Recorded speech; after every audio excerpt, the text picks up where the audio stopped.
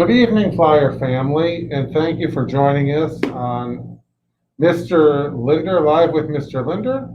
I have Mrs. Reynolds here with me today. We're going to be discussing preschool. We've been working and collaborating on a plan with different folks and looking at ODE's guidance. So we're going to be talking about that today. And then I want to start, as always, with prayer. So we're going to start with a Hail Mary. In the name of the Father, the Son, and the Holy Spirit. Amen. Hail Mary, full of grace, the Lord is with thee. Blessed art thou among women, and blessed is the fruit of thy womb, Jesus. Holy Mary, Mother of God, pray for us sinners, now and at the hour of our death. Amen. The Father, and the Son, and the Holy Spirit. Amen. Well, thank you, Mrs. Reynolds, for joining me again. This is like your second time. Yes. You are maybe my second repeat person. So it's quite it's gonna be like Saturday Night Live. Yeah. You're gonna win. You're gonna win for the most appearances. So, but I want to get right to the chase about what we're here today about with preschool and reopening. Okay. And as we start, I'm going to show a little video I just showed you. Yes. To our Flyer family that kind of explains our approach to making sure schools are safe as possible. Yeah. So anyone that knows about public health or has been reading up on ways to stay safe during COVID may have heard about the Swiss cheese approach. So I have a little video about that, what that means, and then we're going to talk about our Swiss cheese approach here at Norwalk Catholic. So bear with me as I work through some of our technology. As I work through some of this.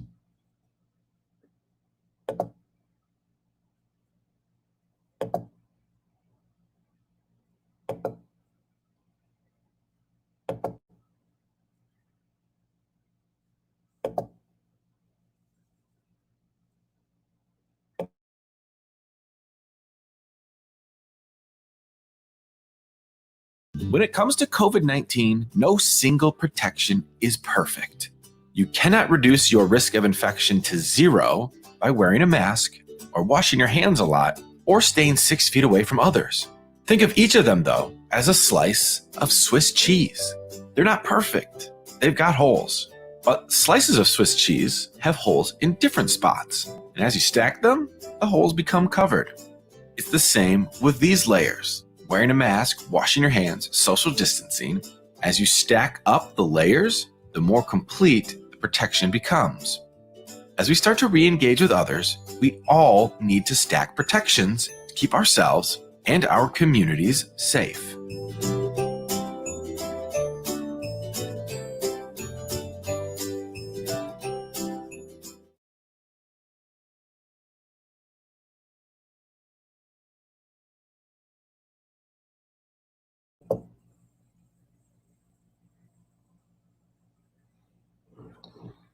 So despite that coming from the University of Michigan, there's a lot of good information in there. There's a lot of an explanation of our approach with, I guess we're going to go with Swiss cheese. So one of the things that I know we've talked about is the grouping and distancing and the number of kids. So why don't you talk about what the ECC will look like practically while I pull up our plan. Sure.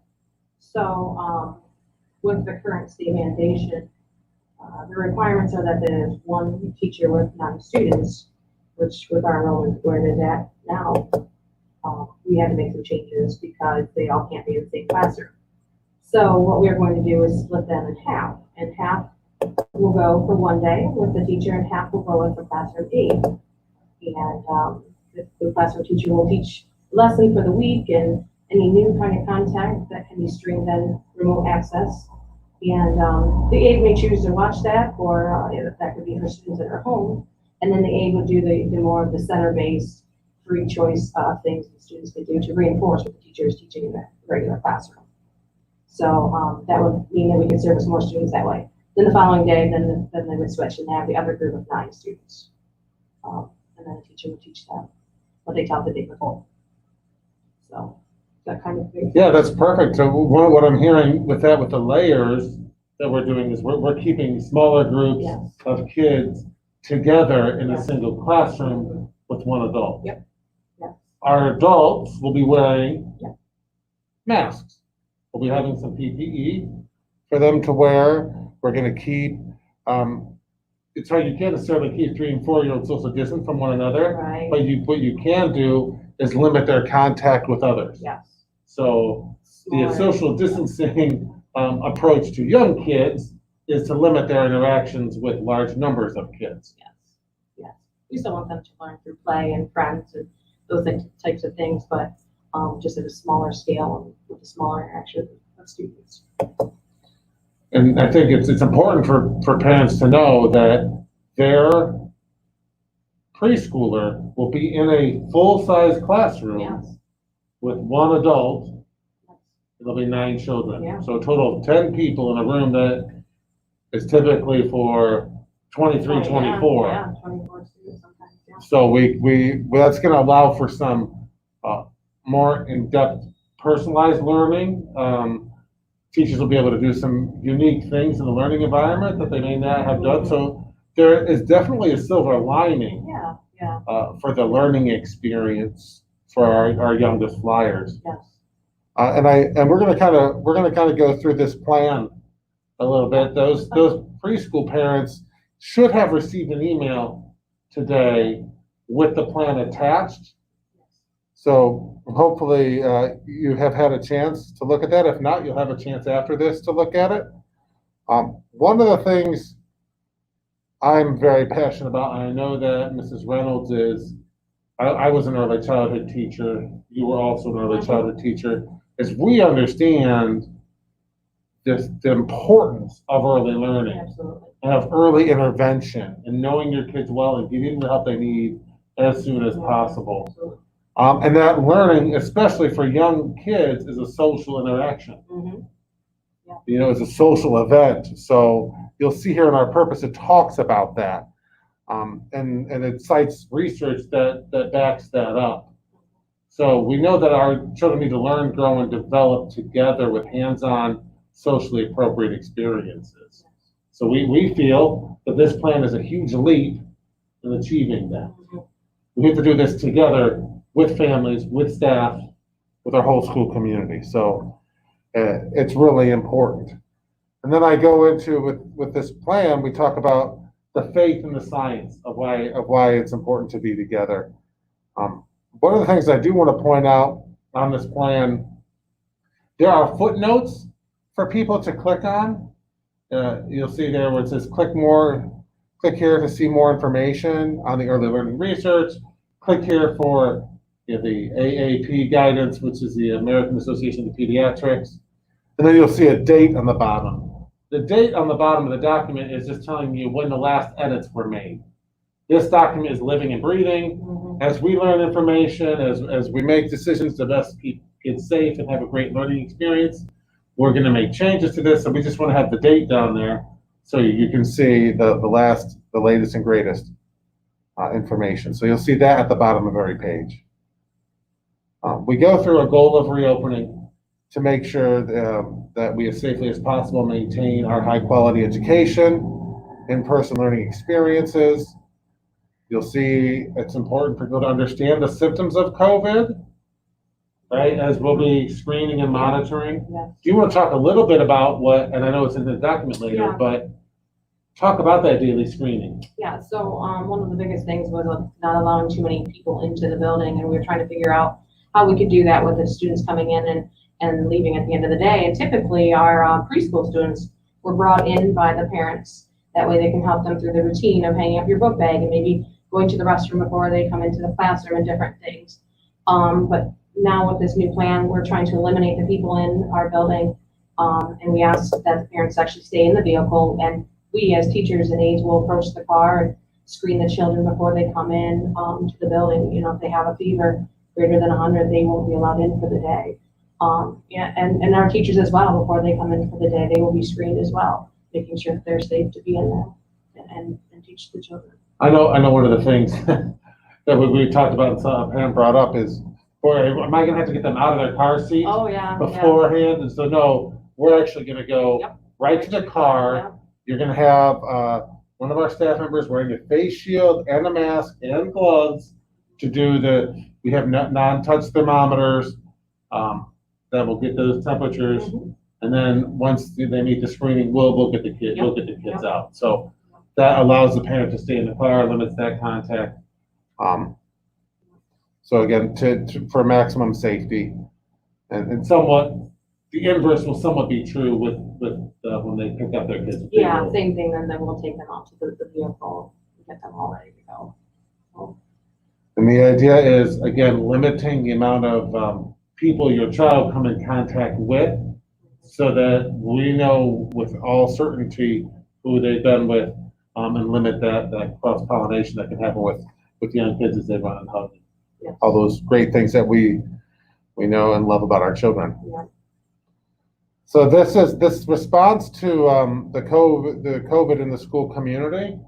You're going to see this in our master plan as well.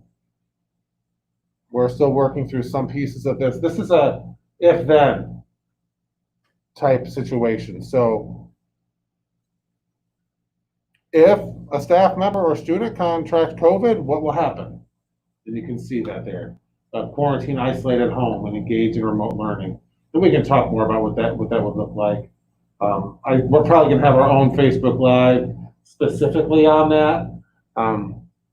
So I don't want to get too in the weeds about all these if-thens, but the idea of monitoring, screening for symptoms, and open and honest communication between families and schools is how this has to work. We have to be open and honest with one another, to make sure that we keep people safe. And we also engage in safe behaviors, right? You see Mrs. Reynolds and I wearing masks and whatnot. So we'll have more detail on this. You can read it, preschool parents. I'm scrolling pretty slow, so those of you who don't have that document, if you're not a preschool parent, you can still kind of look through that. Next week, by the way, we'll be rolling out our whole plan for our entire school community. We just felt our preschool parents and students needed some extra consideration and care in some of these things are unique circumstances with our earliest learners. So we wanted to get that out early. So that's why we had this today. So we talked about arrival dismissal. Some of the safety precautions we're going to be engaging in as part of our layers. We talked about our social distancing, adults wearing masks. We're going to also have hand sanitizing stations, have frequent hand washing with students. And then also we have an electrostatic sprayers.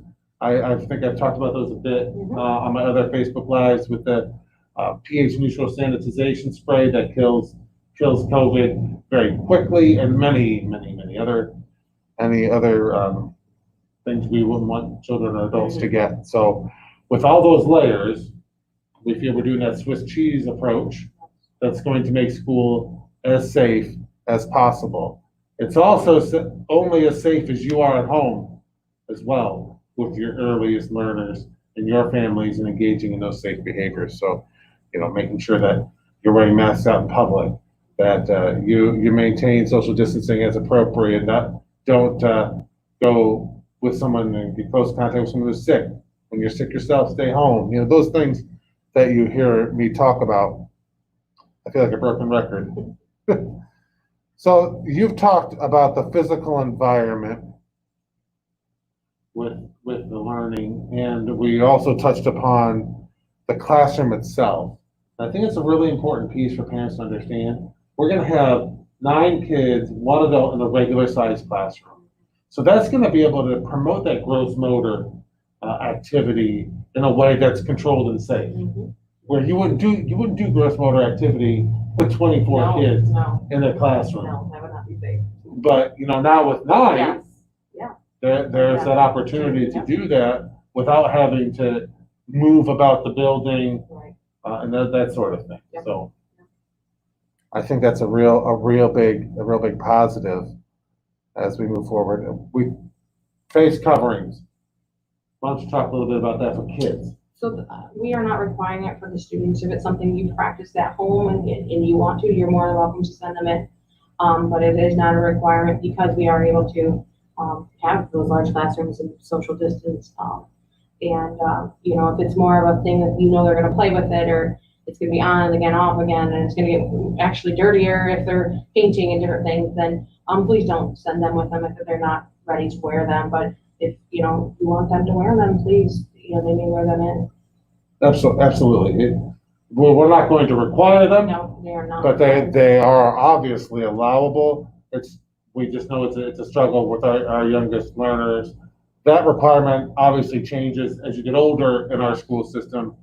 Don't think that that's going to be the ruling across our school at all, especially with the governor's mandate of all of us wearing masks that are able, but I think it was 10 to 12 years old. So, but yes, it definitely falls in with the guidelines. And if you read the example, the hyperlink to the document from the AAP, the American Association of Pediatrics, they talk about not having the youngest kids wear masks because it'd be more of a deterrent to their learning. So we felt very comfortable. That's also in line with the Ohio Department of Education's guidelines. So we feel very safe with that decision moving forward.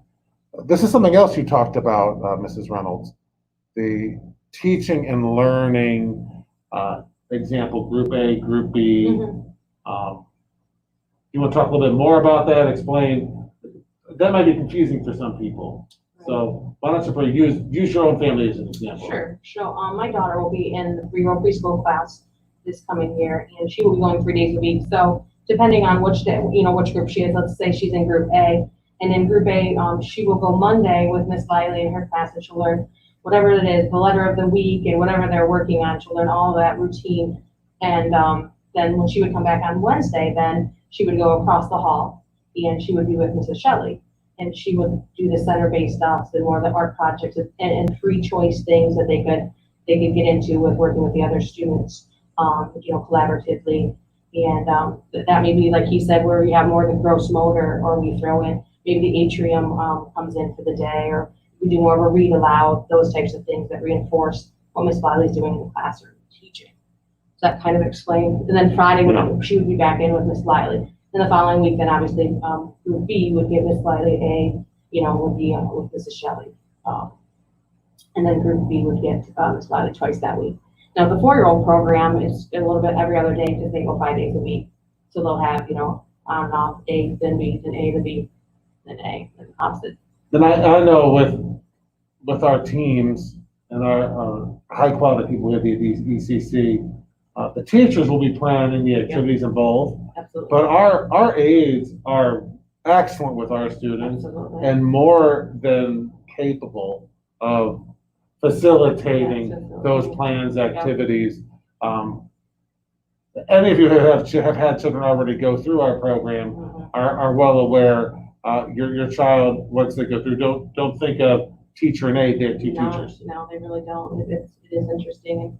You know, I've always said that you learn so much as an aide that they could leave the class, and at times if we can't, you know, fill a sub, I'll shoot into the classroom. But I'm not exactly sure what the teacher's doing, but that aide, they can take over right away, and they lead it, and I just kind of sit back and facilitate and play with the kids. And, you know, they're more than capable. We feel very comfortable, Absolutely. and that the quality of education is going to be as strong. Oh, yeah. In this model as it ever was in any other model, because of the high quality people we have at the ECC. Yes. And the collaborative spirit Yes. at the ECC. The staff is what makes the difference. Yes, absolutely. Yeah, they've been my rock through this. Thrown a lot at them these last few weeks, and they stood there and shot ideas as well. And so I thank them very, very much. So I know a big point of interest for many people is the Flyer Clubhouse. Yes, yes. So in our planning, it was really important that we felt the need to maintain the existence of the Flyer Clubhouse. So for preschool, those kids still have to stay to that 9-to-1 ratio at the clubhouse. Yes. So We're working through the details of that. We have the space. We're gonna work on the staffing and the extra hurdles. You can see there in the document, it says more details will be coming about the specifics of the Flyer Clubhouse. So we will still have that service from preschool through 6th grade. It will look different to meet some of these requirements, but it will exist. So I'm confident in saying that publicly. We will have before and after care from preschool through 6th grade. Details forthcoming. You can see even in that document up there, when you're in preschool, we're going to guarantee you're going to stay with the same one adult, 9 kids. The 9 kids will stay together. In the Flyer Clubhouse, that may be more fluid. Yeah. It will still be 9 kids, but unless we have every kid guaranteed to be there every day for the same amount of time, it's hard to say that it'll be the exact same 9 kids. So that would be something people would need to consider. Yeah, I'm so thankful to keep that program for our families that really use it. I think it's a great opportunity to know that your child is in the same spot and you come get them when I'm done with my workday. So I appreciate that. Yeah, it's an absolute must-have. So we're able to do that. We know we can commit to it. The finer points of the plan, that's what we're working on as a whole system, and we'll have more information. We may have a whole Facebook Live just about the clubhouse and the intricacies of that. And you'll see here that consideration that we have on the bottom there. That this plan is based off the best information we have at this time. New information becomes available, we're going to have to make changes. But just know that we appreciate your flexibility, your patience, your understanding, and your support as we make these decisions to help our school. So I'm going to kind of go through and look through some of the questions here as we review. So I see here someone asked, can you request 2 children to be in the group of 9 together? Is that they will be together before and after school? I don't, we can work through those details. Yeah, I know that a family had asked that their children to be together because they go to the same daycare when they're picked up. So I would assume those 2 kids would obviously be together in the same group of 9, knowing that they're going to be together after school as well. So yeah, it's definitely something to consider, more flexible that way, that, if it works out. In the past, obviously we think of behavior problems or people that we don't want to get together, but sometimes it's nice to have the students together that we know they're going to be together then later on in the day. And trying to keep, if we're asking people, we're going to try to keep kids in groups at school for safety. Yeah. If people are doing that also outside of school to maintain that safety, we will do what we can to do that. So yes, absolutely. How is it going to be for junior high and high school building class sizes? So we'll talk more about the junior high and high school and those specifics next week when we roll out the whole plan and the different strategies that will be the Swiss cheese model for those buildings, because that's going to look a little different across our school system based off of the age of the kids, the content that they have to learn, and how that's all structured. So stay tuned for that. Can we talk about how the centers will look for the preschool students? Okay. It's still something that we're working on. Even the teachers are asking, well, what I kind of explained to them was that you're taking a classroom now and you are dividing it in half. So we have the same materials, but now it's going to be divided in half. So now at the block center, maybe there's not 4 students that could go there typically. Now there'll only be 2 students, and plenty of blocks for everybody to build. Same thing at the art center. There may be more like 2 students doing art at one time rather than typically maybe 4 or 5 students. So same opportunities in both classrooms.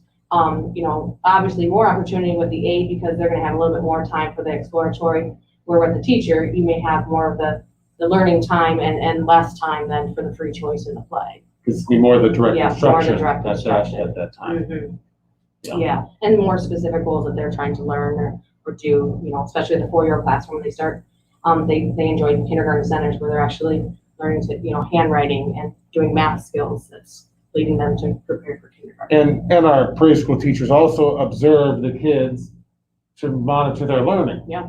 You know, and make sure that they have their individual Yeah. plans and things. I remember having my parent-teacher conference, Mhm. last year, and the individualized plan for Oh, my yeah. child, right? Here's Yeah. what, The criteria that they have to assess the children at an early childhood level, is huge, and the aid can, can help with that as well, to those observations through the children's play. so that's an important team Mhm. piece Yep. to continue to work on.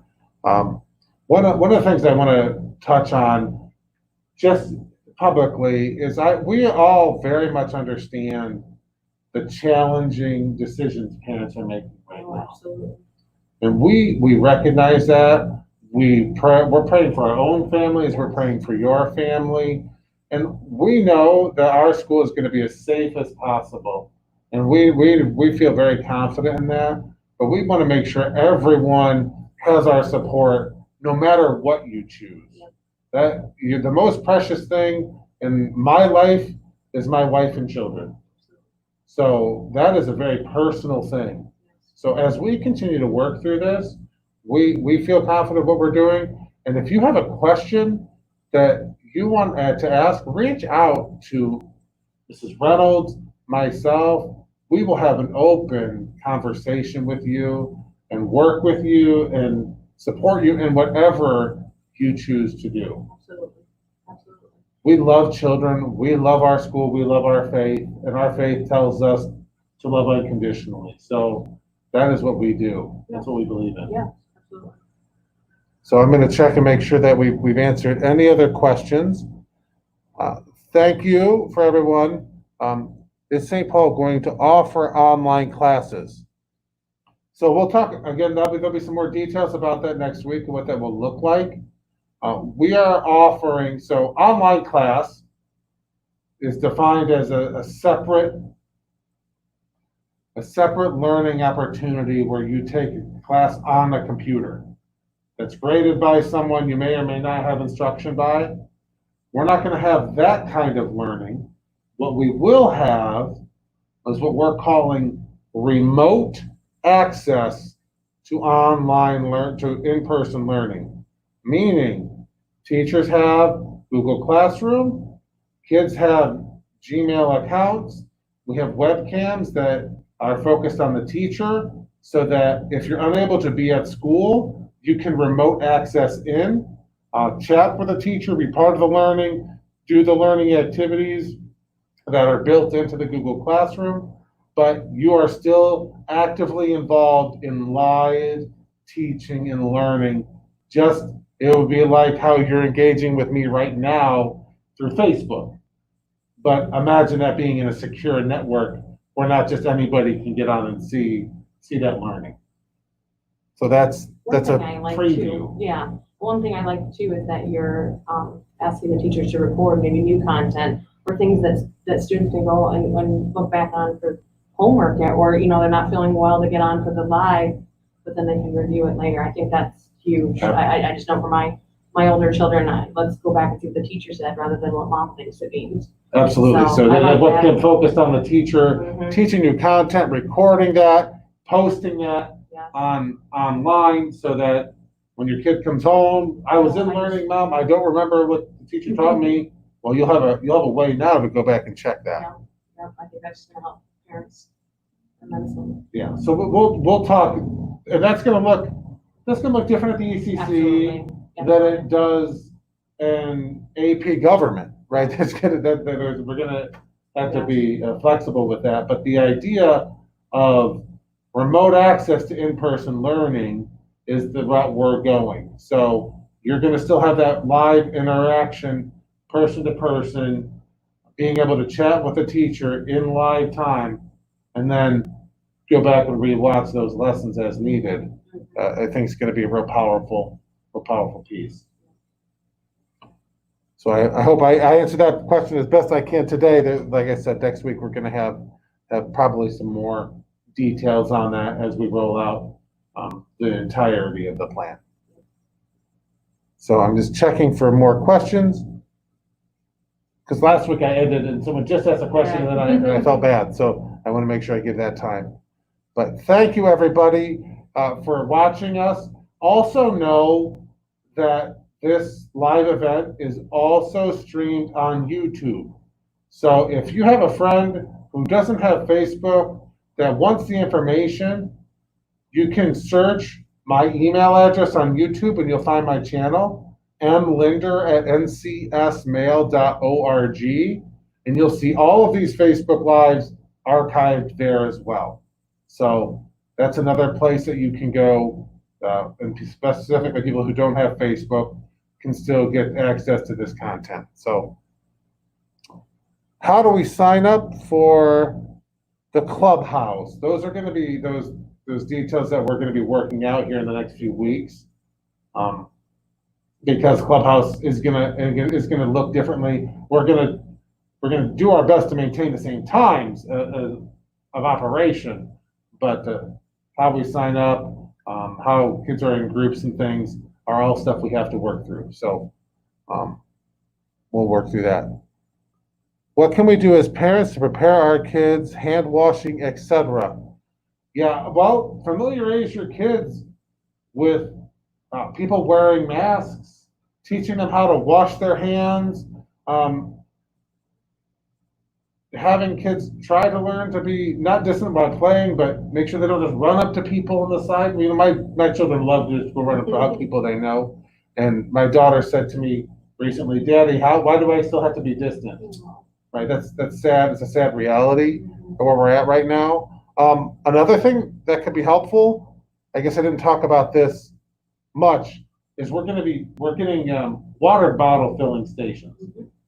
So a task that could be helpful is teaching your child how to fill a water bottle up and how to drink from that water bottle. Or if you as a parent find a water bottle that your kid can drink out of easily. So that's going to be a new skill. We'll put that in the checklist of skills to learn in preschool. I'm trying to think of any of the others off the top of my head. I'm sure there's some kid-friendly videos out there. I mean, I can't think off the top of my head, but they have to teach, like a fun song, just wash your hands and just getting them to realize in between. And that's one of the things always was great when Fisher Tice would come in and, put the germ gel on and then have them wash and then show them with a light, like how well did they wash or how well they didn't and what areas they missed. So, that's a good idea. There's got to be some, at least for the younger students, maybe your second grader, third grader won't think it's that fun, but for the little ones, a jingle or something that gets them to realize to wash thoroughly and for long enough. Yeah, and be get them used to the idea of washing their hands. My children wash their hands after using the restroom pretty regular all the time. Yeah. But we're going to be washing them intermittently. We're going to be using hand sanitizer. So just kind of get them used to those things. One of the things we need to work through as well is like snack and how will that work? Yeah, being responsible to clean up after themselves. One of the things I remember when I was teaching kindergarten is we always had them open their napkin wide so that when their snack was there, and then we taught them to then clean up the area that was your area. That might be something else too. And anybody going to daycare that will eat lunch there as well. Those types of things that teach them responsibility of what happens with their food in their area. So. And if your children haven't been around people wearing masks and things, that would be also another thing to teach them, so they're not surprised. Like people are still friendly behind these things. Yeah. So I think that could be another skill that would be helpful. Do parents supply bottles or does the school? Parents would supply the water bottles. Mark them, write their name on them, keep them clean. They would go back and forth from home to school. So that's an important piece. All right, I'll have another pause just to see if there's any more questions. You guys are doing great. All right. Well, thank you again for tuning in. Share this information as you can. And next week, we're going to have the reveal of the bigger plan as we continue to work through those challenges. So thank you for your patience, your understanding, your questions. We are all in this together. Call, email, reach out to us, have conversations as you make your decisions so we can help support you and inform you. So thank you, everyone. As always, thank you, Gail, for joining, and Mrs. Reynolds for joining. Absolutely. And then stay safe, stay healthy, and stay positive.